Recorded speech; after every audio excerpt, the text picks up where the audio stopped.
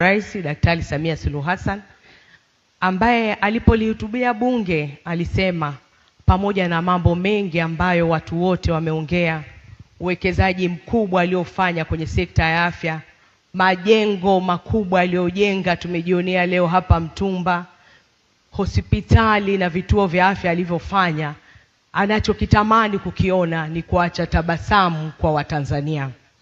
Na leo Mheshimiwa Waziri, tumeona hapa wataalamu wetu wa tiba asili wamefurahi kwa wewe kuwafanyia jambo ambalo hawajawahi kufanyiwa.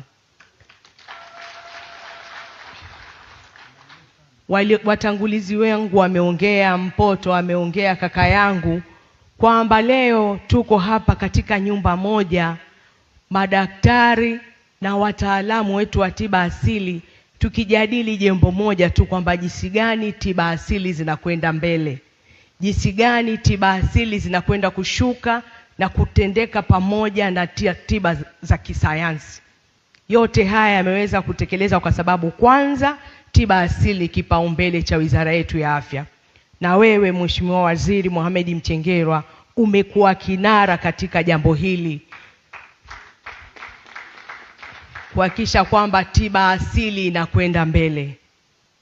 Wote wamesema umehudhuria vikao vikubwa, lakini sasa umefanya kwa vitendo hapa Dodoma leo, na nikuthibitishie wataalamu wa tiba asili wote hawa tungewapa maiki hii wazungumze, basi wangekushukuru na kukupongeza.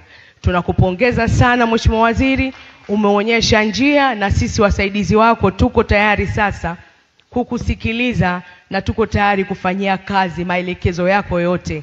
Karibu.